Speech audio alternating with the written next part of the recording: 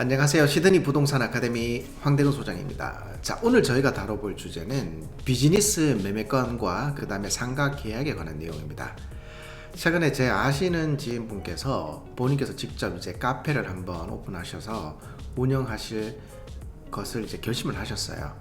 이분께서 처음에는 내부 공사부터 시작해가지고 처음부터 끝까지 한번 오픈까지 해보시려고 하다가 그 소요되는 시간하고 그 다음에 비용이 너무나 크다 보니까 기존에 현재 운영 중인 비즈니스를 이렇게 매입을 하셔가지고 이제 진행을 하시려고 하는 생각을 가지고 계시더라고요.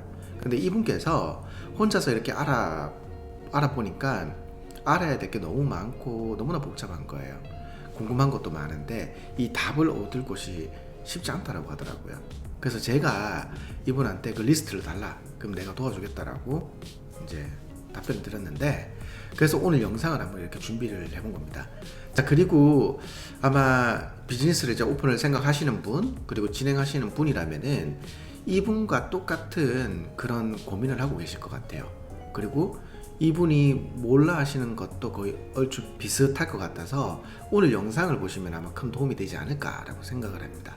자, 그러면 이분께서 지금 고민하고 있는, 그리고 모르시는 질문들이 어떠한 것들이 있는지 한번 보도록 하겠습니다.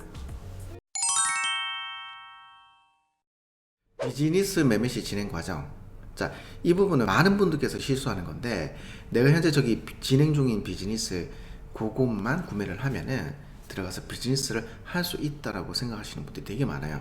자, 근데 이거 이전에 거기는 비즈니스를 판매하시는 분이 건물주가 아니기 때문에 건물주하고도 합의가 돼야 되겠죠. 맞습니다. 바로 임대 계약서가 이루어져야 된다는 겁니다.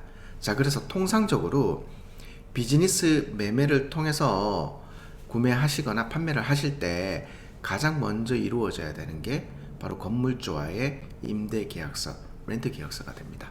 자, 그리고 나서 따라서 비즈니스를 매매를 하기 때문에 사는 분 입장에서는 비즈니스 그 모든 정보가 다 들어가 있어야겠죠.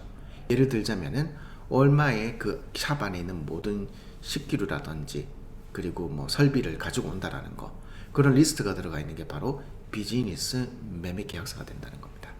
자, 그래서 먼저 임대 계약서가 성립이 돼야 되고 그 다음에 비즈니스 계약서가 따라간다라고 보시면 됩니다. 자, 그래서 계약서가 두 개가 발생하기 때문에 서명해야 되는 곳은 바로 이 두 가지 모두다라는 것을 알고 계시면 되겠습니다. 그리고 한 가지 알려드리자면은, 많은 분들께서 비즈니스를 구매를 하고자 이제 그 사업주하고 접촉을 하셨어요. 그래서 사업주 측에서는 이 비즈니스 매매를 하실 거면은 일단 뭐 디포짓을 거시고 나랑 계약을 해서 체결을 합시다라고 하는데, 여기서 절차가 있습니다. 예를 들어서 판매하는 금액이 예를 들어서 10만 불이라고 해요. 자, 그러면은 이 10만 불을 모두 다 주는 게 아니라 처음에는 계약금을 어느 정도 건네주고요.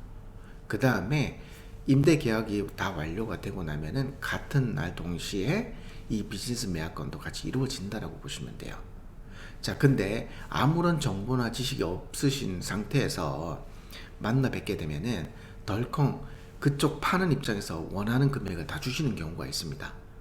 자, 그 금액을 줬다가 만약에 내가 여기 건물로 들어가야 되는데 건물주 측에서는 나를 받아줄 수 없다라고 해버리면은 이 계약은 성립이 될 수가 없죠.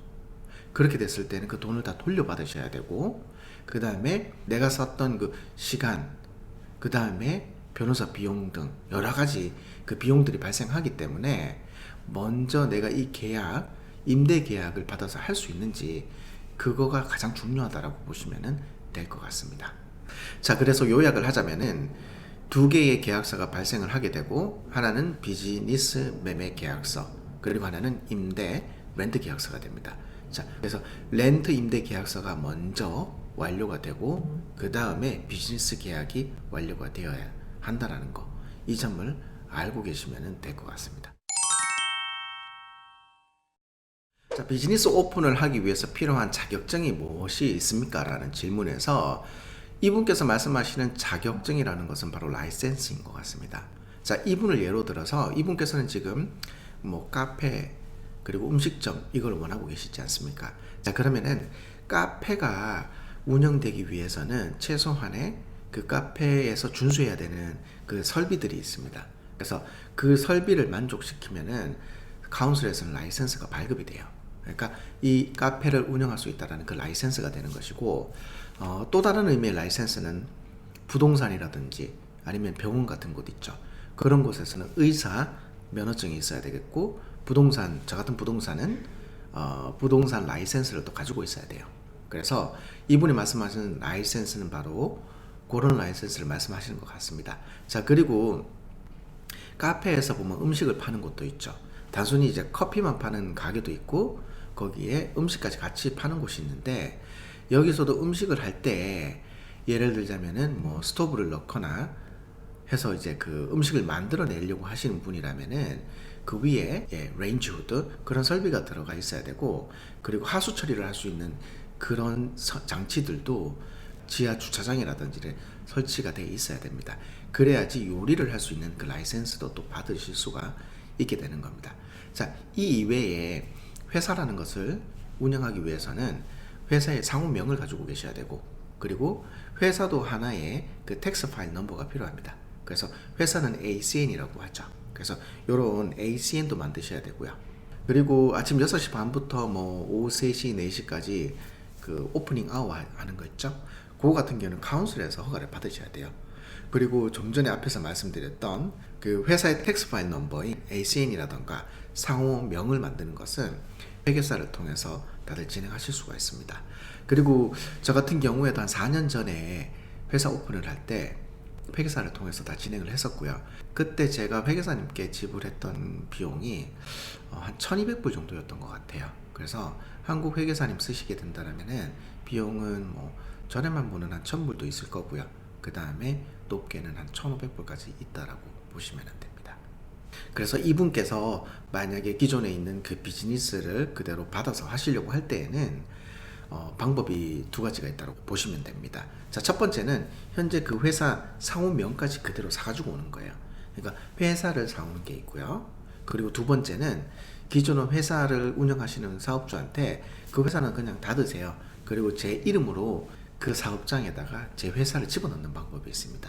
자, 그럼 첫 번째 방법은 그 기존에 하시는 분, 그분의 회사를 그대로 사가지고 오는 거기 때문에 주의하셔야 되는 게 회계적인 부분입니다. 이분께서 그 전에 세금을 다 내셨는지 안 냈는지 이제 그런 부분도 확인을 다 하셔야겠죠. 그게 아니고 그냥 받아 오셨다가 1년 전에 세금 안 낸 게 있다. 그러면 이분이 다 내셔야 돼요. 그 사실을 몰랐다라고 하면. 그렇겠죠? 자, 그리고 두 번째는 기존에 있던 그 사업체를 닫아주세요. 그리고 제 이름으로 들어가도록 하겠습니다. 라고 했을 때에는 말씀드렸던 대로 이제 회계사님을 통해서 ACN 넘버를 만드셔서 그리고 회사 이름도 만드시면 되는 겁니다. 그렇게 해서 들어가는 방법이 있으니까 그거는 선택을 하시면 될 것 같습니다. 그리고 이제 장단점은 있을 수도 있어요. 근데 그런 부분은 회계사님하고 한번 이야기를 해보시는 것이 좋을 듯 합니다. 자, 그 다음에 질문점은 BYO하고 주류 라이센스를 받기 위해서 어떻게 해야 되는가 라고 이렇게 질문을 주셨는데, 자, 먼저 BYO가 뭐냐면은 레스토랑 가시면은 그러니까 술을 판매하는 곳은 아니에요. 그런데 이렇게 자기 술을 뭐 와인이라든지 이런 거 가져와서 음식을 시켜 먹으면서 술을 이렇게 먹을 수 있는 곳들이 있어요. 그걸 BYO라고 하고, 그다음에 주류 라이센스를 가지고 있어서 그쪽에서 이제 주류를 팔게 되죠. 알코올을. 이제 그 두 가지가 되는데, 이분께서 질문을 주신 게 BYO가 되려면 어떻게 해야 되는가, 그리고 주류 라이센스를 따려면 어떻게 해야 됩니까? 이제 그런 부분인데, BYO는 주류 라이센스를 가지고 있지 않으셔도 돼요. 단 대신에 지금 현재 그 가게의 위치에 속한 그 카운슬 있죠. 예를 들자면은 뭐 파라마타, 캔터베리 카운슬, 그리고 시드니 시티 카운슬 다 틀립니다. 그래서 그런 카운슬에서 요구하는 조건들이 있어요. 그거를 만족을 하셔야 되고, 그 다음에 그게 필요 없는 것들도 있기 때문에 직접 카운슬하고 확인을 한번 해보셔야 됩니다.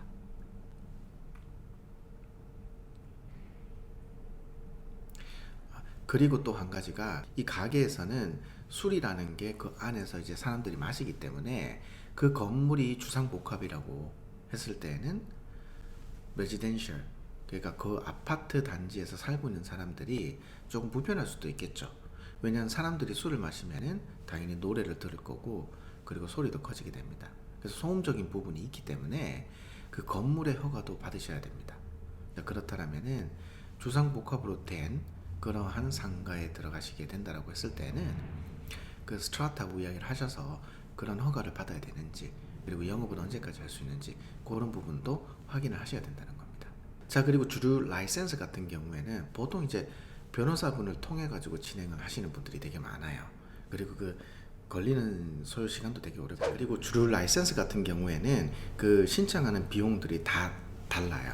왜냐하면은 그 풀로 받는 경우가 있고 스몰 바를 가지고 계신 분께서는 이제 스몰 바에 관련된 라이센스를 받는 경우가 있기 때문에 그 비용들이 다 천차만별인데 제가 그 웹사이트를 통해서 한번 보여드리도록 할게요. 여기 현재 화면상의 웹사이트를 보시면은 뭐 어느 분이든지 들어가셔서 보실 수가 있습니다. 뉴 사우스 웨일스 고버먼트 웹사이트고요. 지금 보면은 신청비가 어플리케이션이 스몰바 같은 경우는 385불 그리고 클럽은 이제 550불이 되네요. 그 다음에 여기 보시면 2750 호텔이 제일 큰 돈을 주고 라이센스를 따야 돼요. 그리고 이제 리미티드 라이센스라고 해서 온라인 싱글 펑션이라든지 싱글 펑션 그러니까 그 파티 같은 거 잠깐 하는데 거기서 주류를 뭐 판매한다거나 그렇게 했을 때 그때도 신청을 해서 라이센스를 받아둬야 됩니다. 자, 화면상에 보시면 그 금액들이 다 있고요. 그리고 이게 통상적으로 직접 신청을 하시는 분들도 있기는 해요. 근데 이제 다들 이제 가게 하실 때 변호사 통해서 하시는 분들이 거의 대다수인 것 같아요. 그래서 그 비용은 변호사분하고 한번 상담을 받아보시면 될 것 같습니다. 자, 그리고 또 한 가지 그 팁을 드리자면은 지금 현재 이분께서는 기존에 있던 비즈니스를 매매하는 입장이 되잖아요. 자, 그러면 주류 라이센스가 있다고 했을 때 그 주류 라이센스를 트랜스퍼를 받으셔야 됩니다. 자, 이런 작업도 변호사분께서 다 해주시지만 그래도 그 비용이 들기 때문에 그 비용이 있다라는 것을 한번 알고 계시면 되고요. 자, 그래서 제가 앞서서 말씀드렸던 이제 BYO하고 주류 라이센스에 관한 부분은 이렇게 해결이 되지 않겠냐라고 생각을 합니다. 네.